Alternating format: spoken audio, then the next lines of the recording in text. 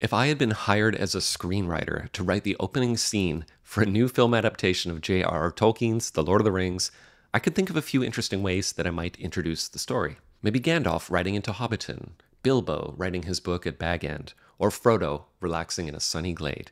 My instinct would be to ease the audience slowly into the vast fictional world of Middle-earth. One thing I would instinctively not have written is 7.5 minutes of exposition that attempts to summarize the history of Middle-earth. And yet, that's exactly what the writers of Peter Jackson's Lord of the Rings trilogy did. And not only did it work, the prologue stands out as one of the best sequences in the entire trilogy.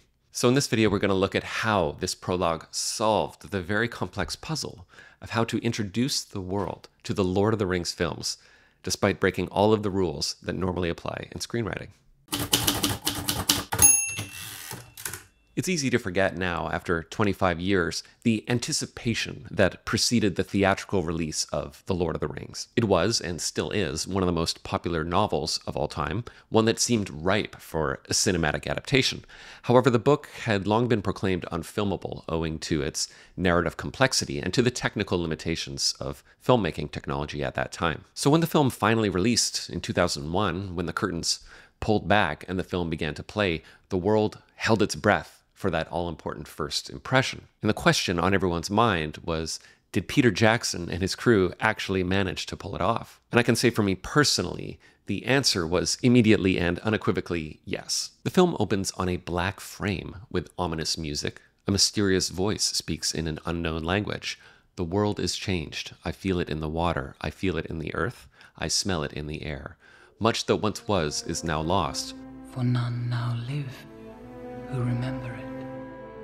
And then the title. Now, I don't know about you, but I vividly remember this as the moment I knew with absolute certainty that Tolkien's novel had been done right, because these first few seconds did something really important.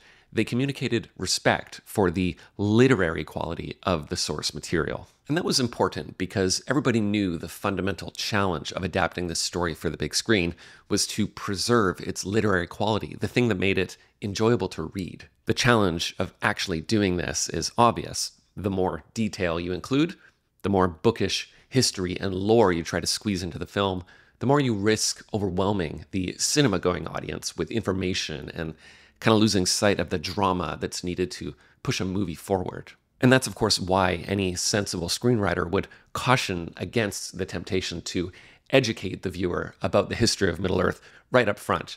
Better let the world building emerge naturally as Frodo's story unfolds. And in fact, the inclusion of the prologue was very much debated during the making of the film. Peter Jackson has even said that the prologue was by far the most difficult scene in the entire trilogy to get right. And that's really saying something. The prologue was actually the last thing to be finalized in editing during the making of Fellowship, and it was the biggest source of contention between the writers and the studio.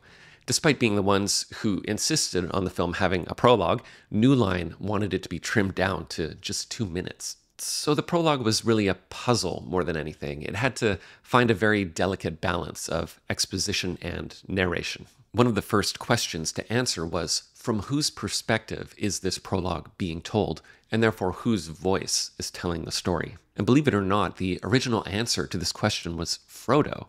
And this might explain why we see him reading a book when the prologue ends. The idea was that he would tell it as a kind of flashback that would later connect to him writing the history of the ring, which we see at the end of Return of the King. But Jackson rightly scrapped this decision for a few good reasons. First, the implication of the prologue being a flashback is that Frodo is alive and well in the future, and this deflates the central dramatic question of whether Frodo will survive his journey to Mordor. And second, Frodo wasn't around during the Second Age, so his character doesn't really have the authority to recount that story. Gandalf was also floated as an option, given that he's at least much older than Frodo, and this too would have transitioned smoothly into his arrival at Hobbiton. But ultimately it was decided that the agelessness of elves was needed for this story, and so Galadriel was chosen. And what an excellent choice. She brings a gravitas and lyricism to the narration that is absolutely perfect. And it ties in nicely with her being at the very end of the trilogy, closing the loop on the elves' time in Middle-earth. Interestingly, they had also considered telling the story from Isildur's point of view, given that his character is really the main through line of most of the prologue. But this was scrapped when the writers realized that the ring itself is also written as a character in the books. So taking Tolkien's lead, the prologue was approached as a character introduction for the ring. One clue is that there are a lot of close-ups of the ring in the prologue and very clear suggestions that the ring has agency. So really, the prologue is not the sweeping historical chronicle that it might appear to be. It's not really an exposition dump at all. It doesn't tell you the names of Narsil, Elrond, Elendil, or Gil-galad, even though they're all shown. Instead, it skims over those important things and focuses on one main character, the antagonist of the film, the One Ring. And if you're thinking, well, Sauron is the story's antagonist, yes, that's technically true, but the ring is the embodiment of Sauron, and this, of course, carries through the entire trilogy, and is even explained by Galadriel, who literally says the ring has a will of its own. Now let's talk a bit about the overall visual approach, which is actually quite distinct from the rest of the film. The very first shot is a close-up of molten gold being poured into a mold. This is one of the rings of power, though it's not clear which one. We're introduced to the different races of Middle-earth and to the general idea that this world contains powerful magic rings. The whole first sequence is kind of a montage, meaning the images are in a non-linear sequence and aren't necessarily related to one another in time and space. And that makes this sequence slightly more abstract than the rest of the film. Take a look at this shot of the 9 kings of men receiving their rings, because it's stylized in a really interesting way. It's highly composed and symmetrical, and the action is perfectly synchronized. And the effect is that the image almost feels like a painting. It's telling you what you're seeing isn't the actual event as it transpired. Rather, it's an illustration of an event. It's communicating the fact that 9 kings were given rings. It's an almost subconscious distinction, but it gives the prologue a feeling of being lost in memory, something we have a vague knowledge of but no direct record of. There's a few shots in the prologue that have this kind of painterly approach, reminding the viewer that we're in the mythology of a fictional world, not precisely in the fictional world itself. It's sort of like we're in the past of the past. This is helped by a muted color palette and soft diffusion, and also by the fact that the prologue has no character dialogue, except for Elrond giving some orders. This isn't until we get into more recent living memory that we get something that looks and sounds much more like the rest of the film. A ring. By the way, one thing I've come to really appreciate as I've watched this prologue over the years is just how many important characters are in it. And I say over the years because, of course, you're not really supposed to know that the first time you watch it. Sauron, Galadriel, Elrond, Elendil, Isildur, the Nazgul, Bilbo, Gollum, and even Deagol, they all appear at some point in this 7-minute prologue. And yet the first time you watch the film, unless you're really familiar with the books, you probably have no idea about the importance these characters will later play in the story, and that's, of course, intentional. The prologue is meant to reference these characters, but not to introduce them. Even the shot of the ring being plucked from the riverbed is implied to be Gollum during the prologue, simply because of how it's edited.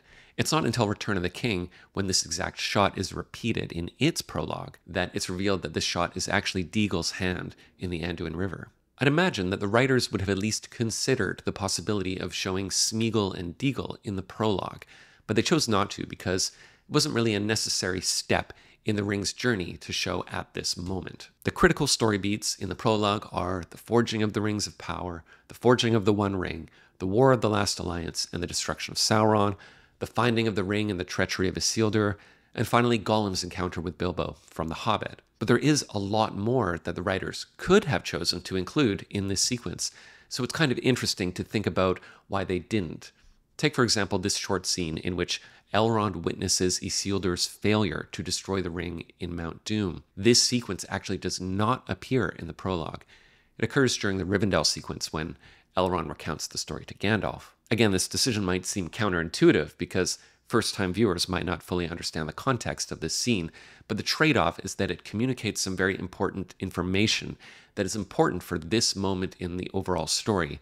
The scene occurs just before the Council of Elrond, which is the other huge exposition dump in the story. That's where we learn that the ring can only be destroyed at Mount Doom, so it's a good place to establish what that means visually, and to show that one of the most noble kings in Middle-earth's history failed to overcome the temptation of evil in that very spot. So it really raises the stakes for Frodo's quest. It's also helpful for the viewers to understand that the character Elrond was actually there, and that he's very old and wise, and is probably looking at the quest in the much bigger picture of Middle-earth. Another thing that was cut from the original prologue is this little sequence in which Isildur is attacked before losing the ring.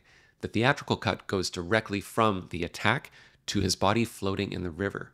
The extended edition shows Isildur putting on the ring before being shot. So here's a pop quiz. Pause the video and try to think of why it was important from a storytelling perspective to delete this little moment of Isildur putting on the ring.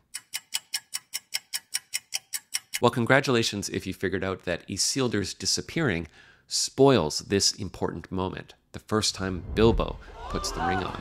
This is the inciting incident of the whole trilogy, and it's very important for it to have an element of surprise. So it's just a good example of what I mean when I say that writing the prologue is kind of like solving a puzzle. The prologue should reveal all the essential details, but not at the expense of Frodo's story. The prologue is really a masterclass in giving you just enough to make you keep watching. It's a deft balance of exposition and narration that above all else achieves one thing. It gives you the feeling of opening a book and reading the first few pages and knowing that the story you're about to read has 1,200 pages of depth right behind it. If you've never listened to the director's commentary of these movies, I highly recommend it. These three have a lot of fascinating insights for anyone interested in the challenge of writing for the big screen. So thank you for watching. Check out my Patreon if you'd like to support this channel, and I'll see you on the next one.